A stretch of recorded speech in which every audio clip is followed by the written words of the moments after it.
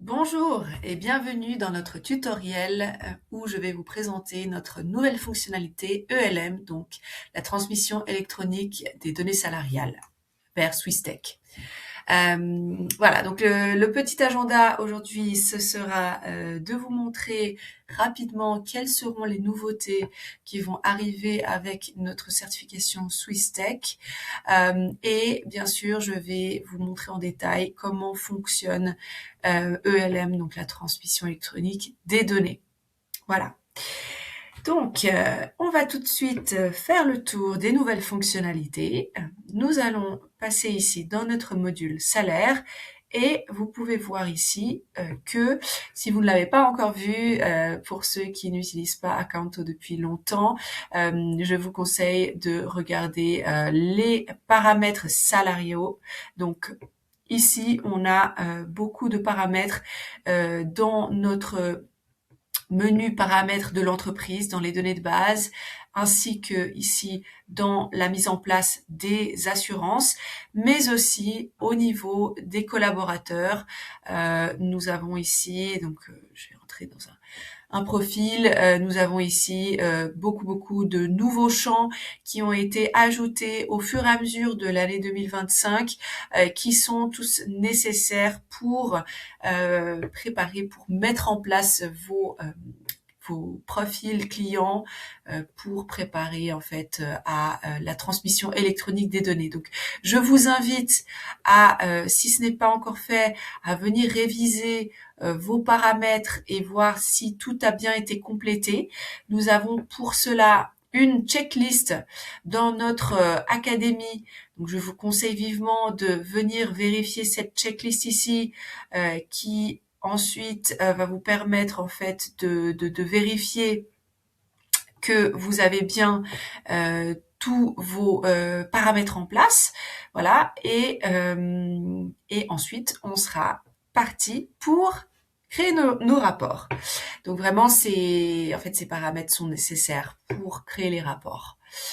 Voilà. Au niveau des rapports, donc nous avons ici, quand je vais dans le menu, nous avons ici retravaillé fortement ce récapitulatif ici des salaires. Nous avons ajouté deux nouveaux exports. Donc vous avez ici, en plus de l'export préexistant, nous avons un nouvel export ici, export en PDF des données.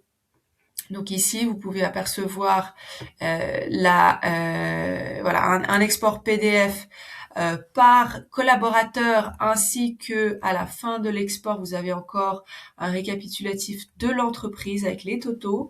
Ça, je vous invite à l'explorer. Et nous avons ici aussi des exports mensuels, voilà, de tous les types de salaires du mois. Et nous avons aussi retravaillé la vue pour qu'elle soit générée plus rapidement. Les données sont calculées plus rapidement. Nous avons ajouté une certaine granularité aussi au niveau des totaux. Je vous laisserai découvrir ça en détail. Et voilà, nous réjouissons que vous gagnez aussi en efficacité et en précision grâce à ce nouveau récapitulatif.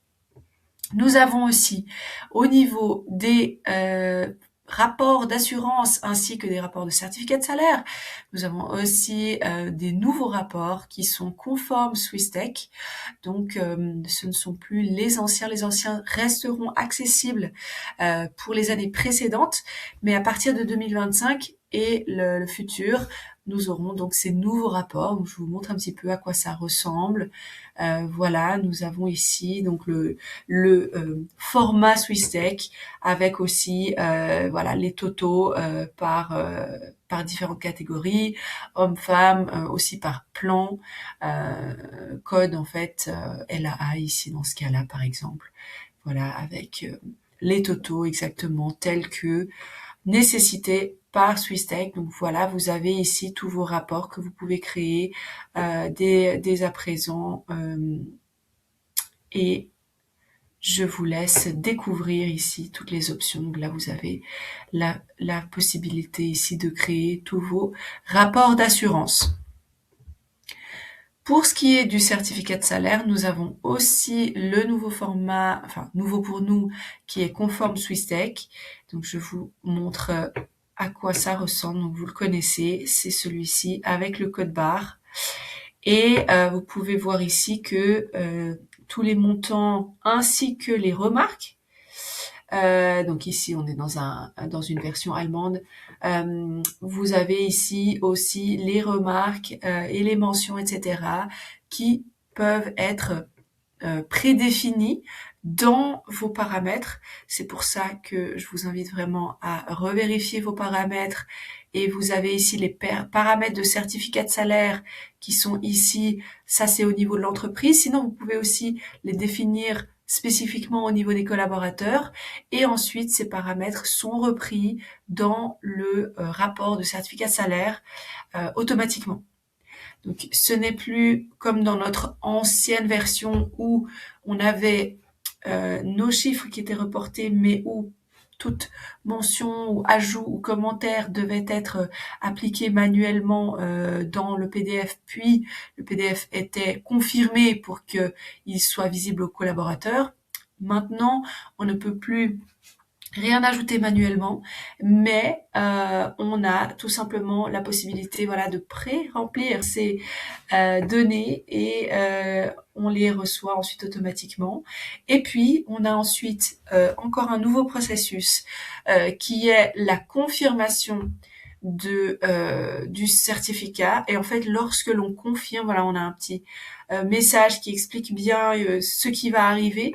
Lorsque l'on confirme en fait ce certificat de salaire, il devient une attestation. Donc là, vous voyez ici, le statut est nouveau, c'est une attestation, ce qui veut dire que ça sera la version finale qui sera délivrée non seulement à l'employé, mais aussi aux institutions et qui peut aussi être envoyée en tant que telle via ELM.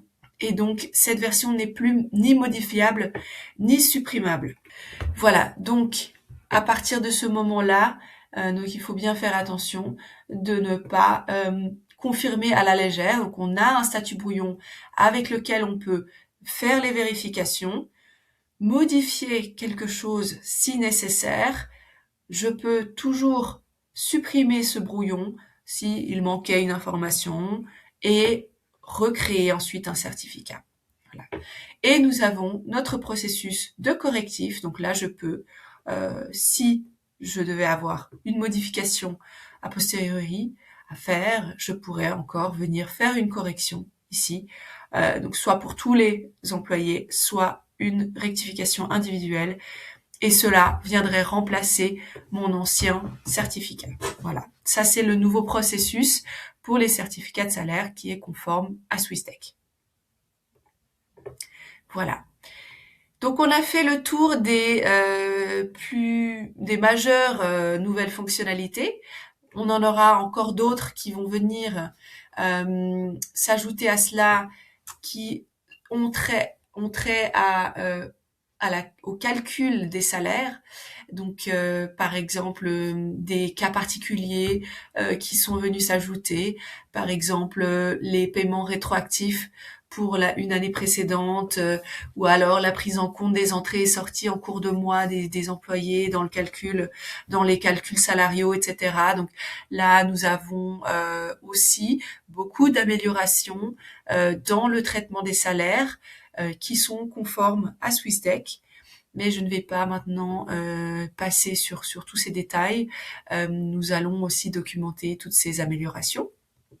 Maintenant, je viens au vif du sujet, qui est donc la transmission électronique des salaires. Donc, comment est-ce que ça fonctionne? Nous avons ici un nouveau menu que nous avons ajouté ici dans les rapports salariaux. Et vous avez ici différents types de rapports. Donc, je vais vous montrer comment ça se présente. Donc, quand on clique ici sur nouvelle déclaration de salaire, j'ai ici deux options, donc la déclaration mensuelle ou la déclaration annuelle. Dans la déclaration mensuelle, j'ai deux possibilités. Les entrées, mutations et sorties qui s'effectuent pour l'AVS, la CAF et la LPP, ou je peux choisir évidemment. Je peux envoyer individuellement ou séparément ou conjointement, pardon, et créer ainsi ma déclaration. Donc là, j'en ai une qui est déjà faite, par exemple. Voilà, donc là, ça se présente comme ça. En fait, le système va automatiquement détecter les mutations qui ont été effectuées pour les employés à la date de la période choisie. Donc là, par exemple, janvier 2025, j'ai un certain nombre de mutations, j'ai des entrées, des sorties, etc. Et je vais pouvoir venir choisir, voilà, j'aimerais envoyer ça et ça, par exemple. Et donc, je peux décider de ne pas envoyer certaines de ces mutations. Et à ce moment-là, il se peut que j'ai encore quelque chose à remplir, par exemple la base LPP. Donc ça, c'est un chiffre. Nous proposons en fait un chiffre à partir des données que nous avons, mais je peux dire non, la base a été modifiée par exemple. Maintenant, il s'agit de 30 000 et je viens ici confirmer cette base, c'est la base qui va ensuite être transmise via le rapport d'entrée mutation sortie. Voilà, à partir du moment où j'ai fait ça, je peux sauvegarder et ensuite je suis prête à envoyer la déclaration ou alors je viens encore par la suite vérifier, refaire encore une autre modification. Voilà, là je me dis voilà, j'aimerais encore envoyer cet employé. Je viens confirmer ici la base. Je trouve que cette base est la bonne, hop, et je viens à nouveau sauvegarder, puis je peux envoyer la déclaration. Voilà comment ça fonctionne. Je peux aussi ajouter une entrée manuelle. Par exemple, je n'ai pas détecté ou je n'ai pas ajouté la mutation au bon moment, ou alors je le fais rétroactivement. Donc là, je peux venir aussi créer une nouvelle saisie. Voilà, là j'ai ma liste collaborateurs, hop, et je viens ensuite choisir quelle est la mutation, l'entrée ou la sortie.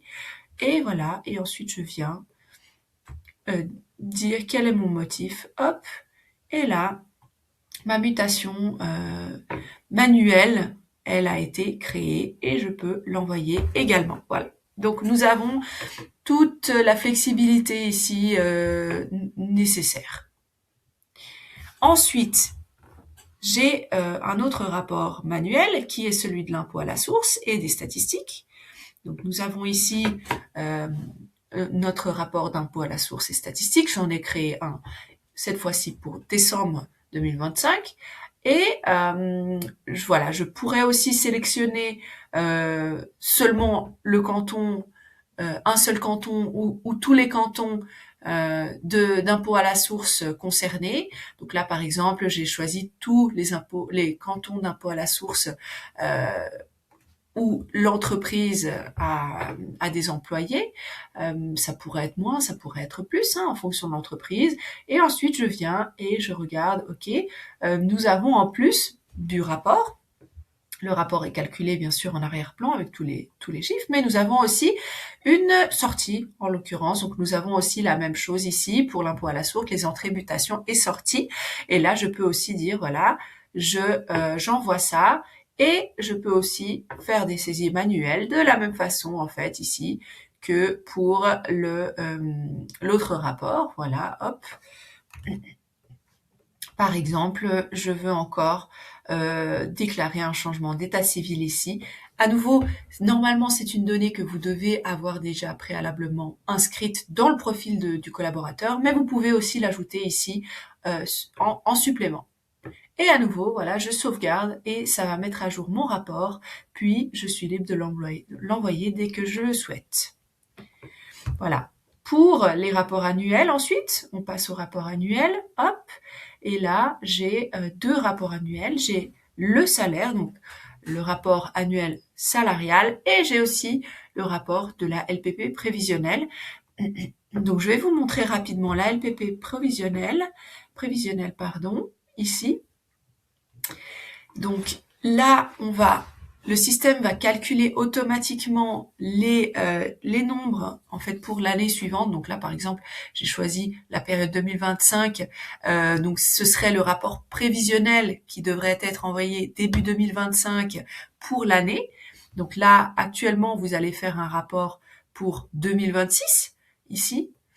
Là, j'ai peu d'employés, donc je vous montre plutôt le précédent. Et vous pouvez ici ensuite venir vérifier donc quels montants ont été calculés pour quel employé.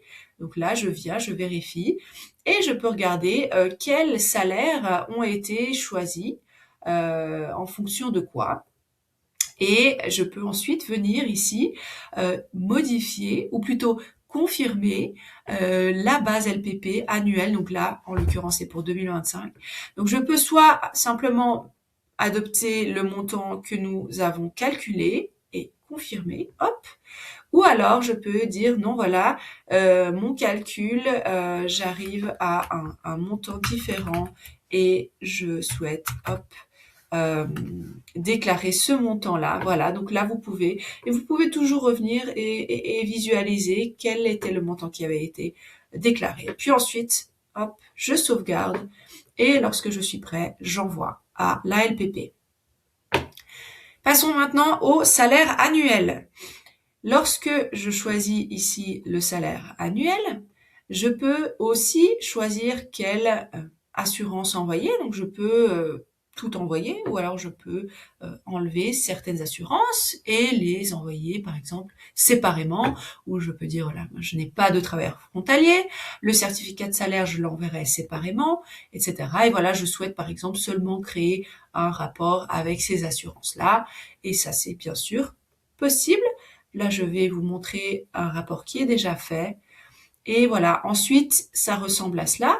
Vous avez ici la possibilité de visualiser les totaux par assurance et de comparer ça éventuellement aussi avec le récapitulatif que nous avons dans l'autre menu. Et ensuite, lorsque vous êtes prêt, vous pouvez envoyer la déclaration. Une chose à retenir, c'est que nous avons ici encore deux options, envoyer comme test et envoyer comme correction. Donc vous pouvez à tout moment, et ça nous vous le conseillons fortement, c'est d'envoyer aussi une fois comme test. Ça veut dire que vous allez simuler en fait votre déclaration. Elle va être vérifiée dans sa structure et dans la plausibilité des données par Swisstech automatiquement, mais elle ne va pas être transmise aux institutions. Donc c'est en fait tel que le nom l'indique, c'est un test, et ça vous permet de vérifier que vos données soient valides, qu'il n'y ait pas d'erreur dans votre dans vos paramètres, etc. Et lorsque vous êtes prêt, vous pouvez ensuite refaire un nouveau rapport et l'envoyer de façon productive, donc pas comme un test.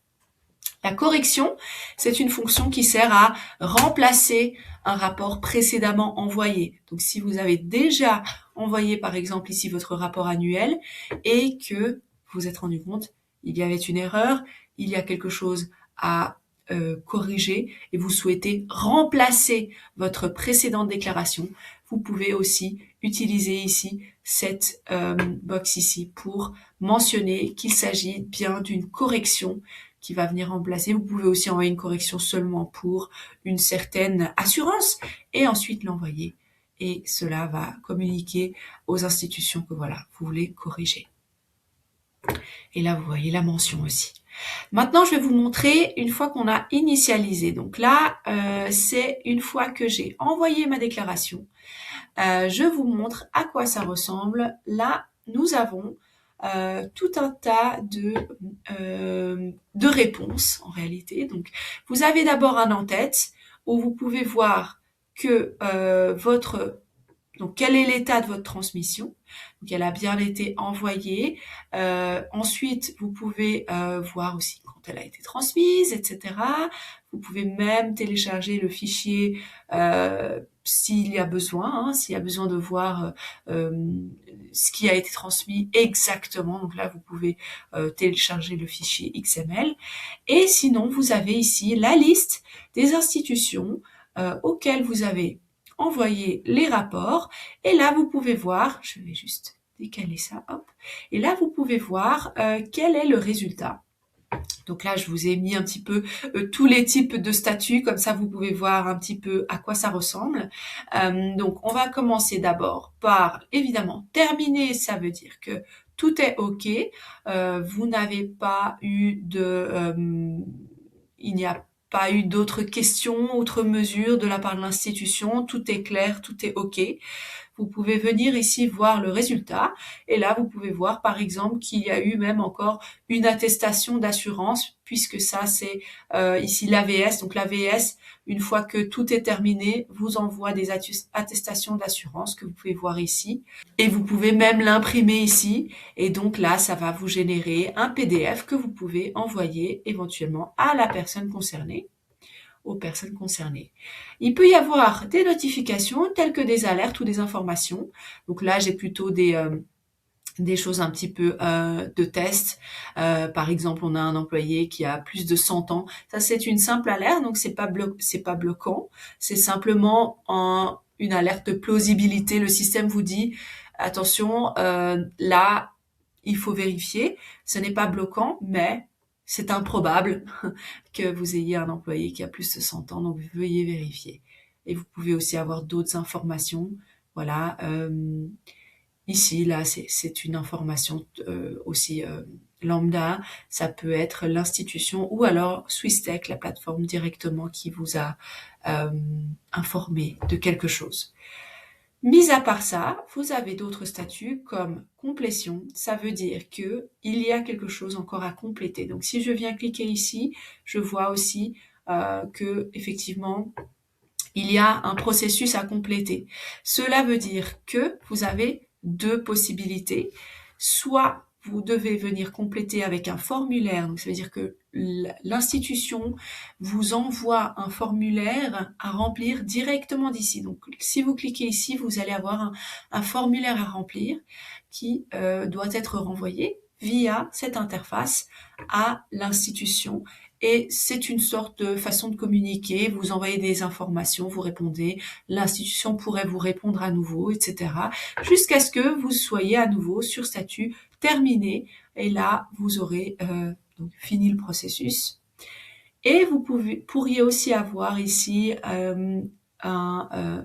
une complétion nécessaire, mais via le site web de l'institution. Donc si je clique là, je vais être redirigée vers le site web de l'institution.